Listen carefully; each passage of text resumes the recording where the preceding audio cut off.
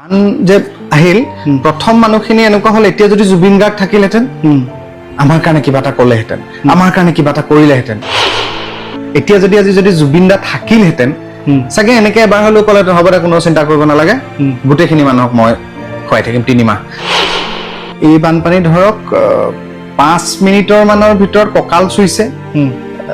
10 মিনিটৰ ভিতৰত মূৰৰ ওপৰি দি গৈছে যে মোৰ মামাৰ ছোৱালী যিজনী ভণ্টিৰ ঘৰ ভণ্টিহঁতৰ ঘৰৰ ওপৰেদি গৈছে বানপানী তাত চাদৰ ওপৰেৰে গৈছে সিহঁত গৈ দুটা মহলৰ ওপৰত থকা মানুহৰ ঘৰৰ চাদত আছেগে এই ইটো মালে মানে মই মা ঠিকে আছানে আৰু লাহেকে মাৰ ফোনটো নলগা হৈ থাকিল উপস্থিত আছো অভিনেতা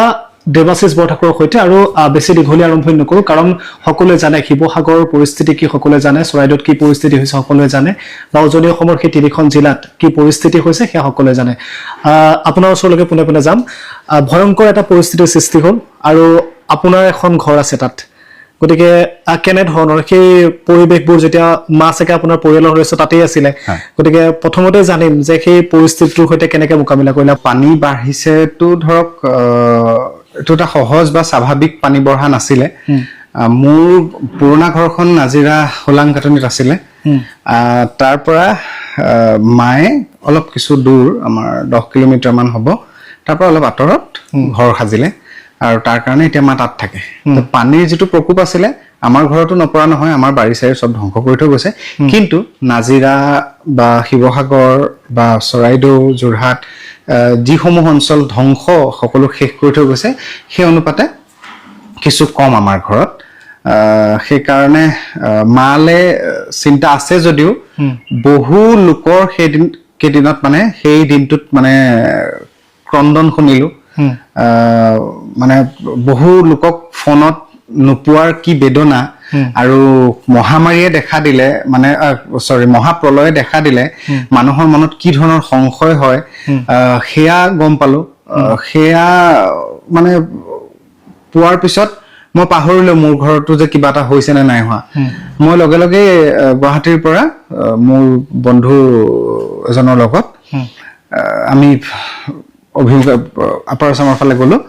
গৈ যিটো পৰিস্থিতি দেখিলো সেইটোতো আৰু আপোনালোকৰ চেনেল বা মিডিয়াৰ থ্ৰু সকলোৱে গমেই পাই আছে ৰাইজে অবৰ্ণনীয় আৰু সবতকৈ ডাঙৰ কথা হ'ল যে যি বানপানী হ'ল সেয়া স্বাভাৱিক বানপানী নাছিল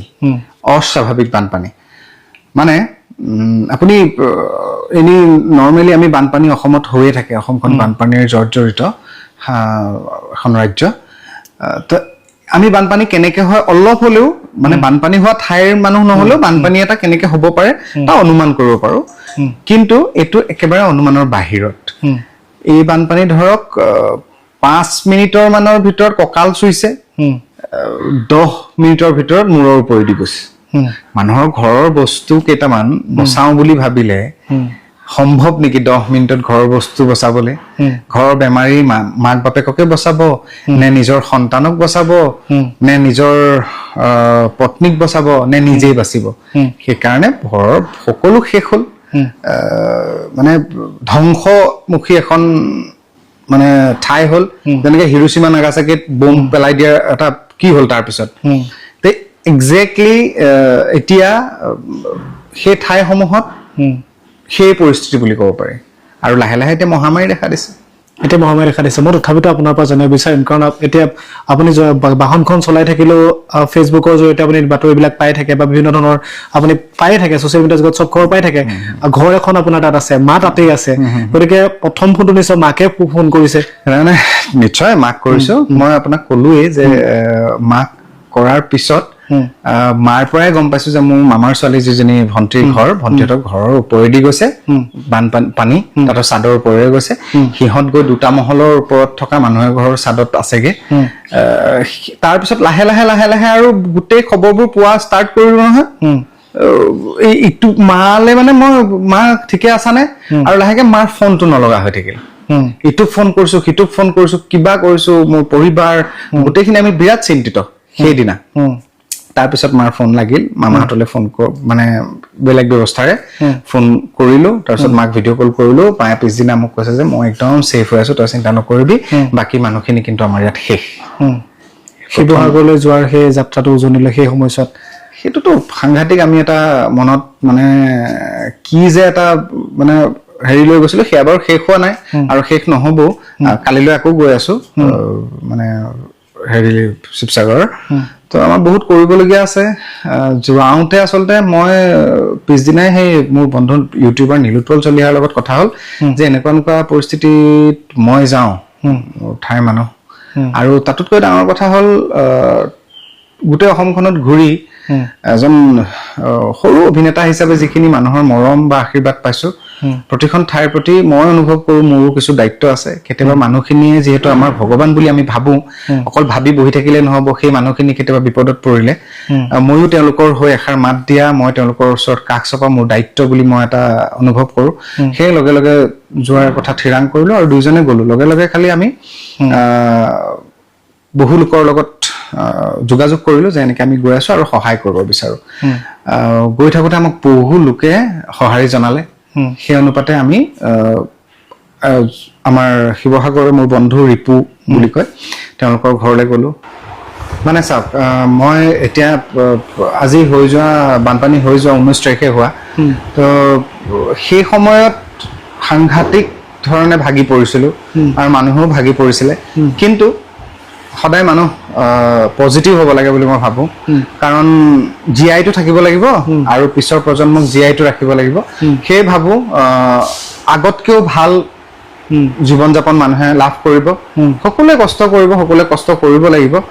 কেৱল সময় লাগিব মানুহবোৰ কিছু পৰিমাণে পিছুৱাই গ'ল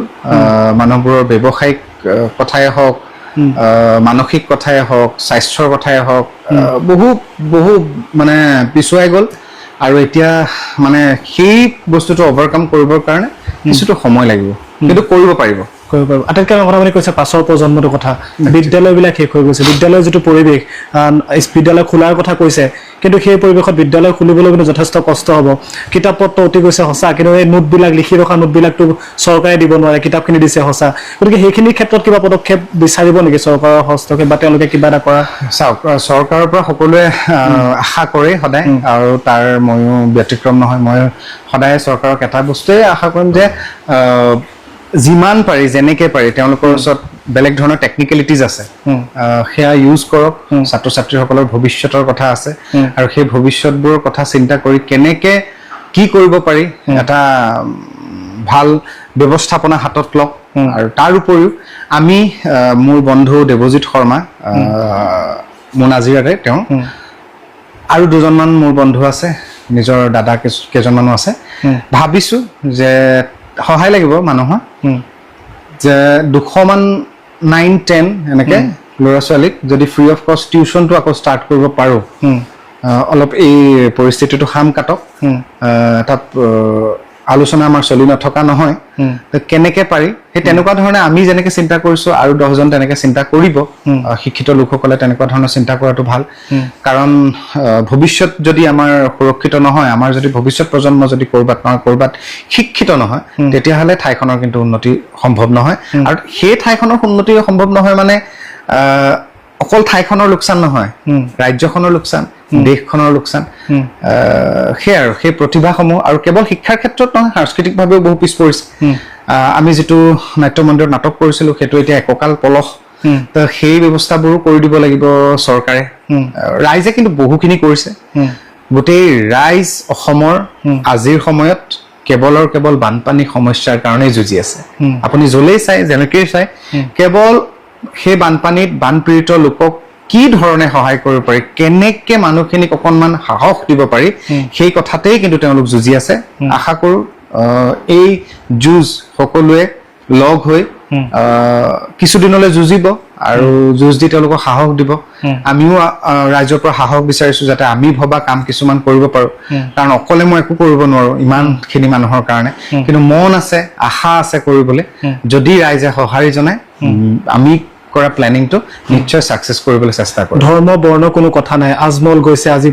আগ্ৰামা মহিলাৰে গৈছে সকলো কিন্তু উঠি পৰি লাগিছে কোনোবাই যদি 3খন গাঁৱৰ দায়িত্ব লৈছে কোনোবাই 5খন গাঁৱৰ দায়িত্ব লৈছে ইয়া ভাল লগা কথা কিন্তু এটা বিষয় সমান্তৰালভাৱে সামাজিক মাধ্যমতো চৰ্চা চলিছে সেই বিষয়টো হৈছে যে মানুহখিনি এটা গুণ আছে যিটো নহওক, কাৰণ আমি এতিয়া দেখিছো যে মানুহে মানুহৰ বাবে বহুত কিবা কিবি কৰিব পাৰে, সেই 2 মাহৰ পাছত ক'ৰবাত কথাবিলাক পাহৰি যায়। এই স্বভাৱটো আছে বুলি অসমীয়া এটা বদনাম আছে। গতিকে সেইটো ক্ষেত্ৰতো কিন্তু বিভিন্ন ধৰণৰ চৰ্চা কৰিব লগা আছে। আপুনি যিটো কৈছে, আপুনি 2 মাহৰ পাছৰ কথা চিন্তা কৰিছে, সেইদৰে কিন্তু আনেও চিন্তা কৰিব লাগিব। কাৰণ এতিয়া এটা গেছৰ চোলা দিছে সঁচা, এটা সৰু চিলিণ্ডাৰ দিছে বা যি ধৰণেই নহওক, কিন্তু পৰৱৰ্তী পৰ্যায়তো কি হ'ব তাক লৈ কিন্তু পাহৰি যোৱাৰ স্বভাৱ এটা অসমীয়াৰ আছে। ক'ৰবাত এই বিষয়টো বদনামটো অসমীয়াৰ আছে। আচলতে সেই কথাটো এতিয়া আমাৰ ঠাইখনৰ সেই মানুহখিনিৰ হৈ কৈ দিব মই নোৱাৰো, প্ৰথম কথা। আৰু আমাৰ যিটো এতিয়া সেই অঞ্চলৰ মানুহখিনিৰ যি বিপদটো আজিলৈকে কোনোদিন হোৱা নাছিলে।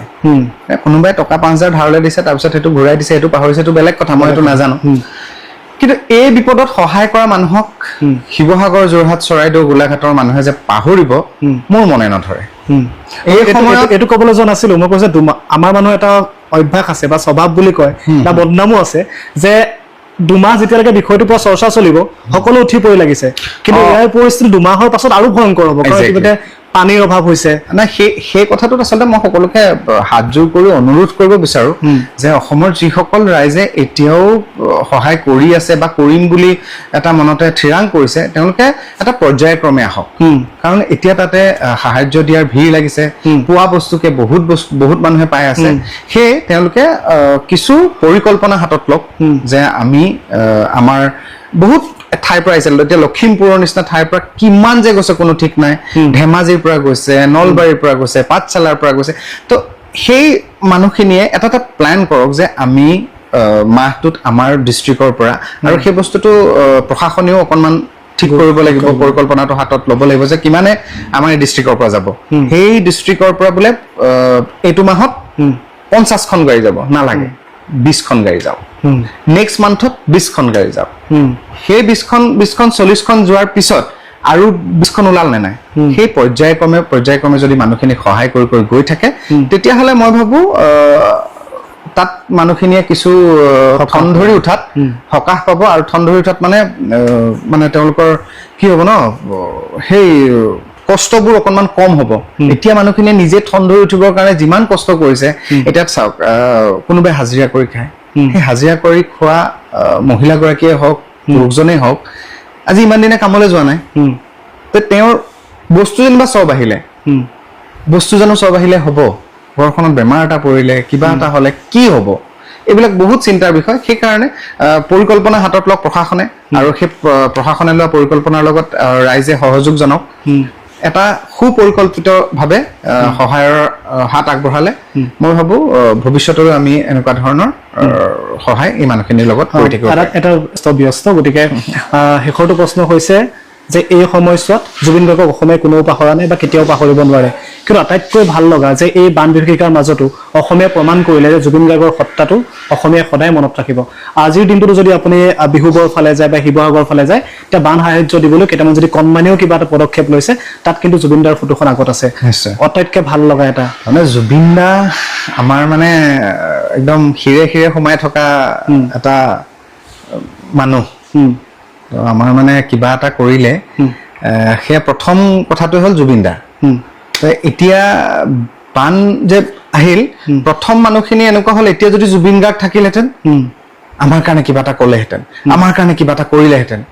আৰু আমি সেই পথ অনুকৰণ কৰি ক'ৰবাত নহয় ক'ৰবাত কিবা এটা কৰাৰ চেষ্টা কৰিছো, নহয় জানো? আৰু এই যে পইচা খোজা, কিবা খোজা কাৰবাৰটো, এইটো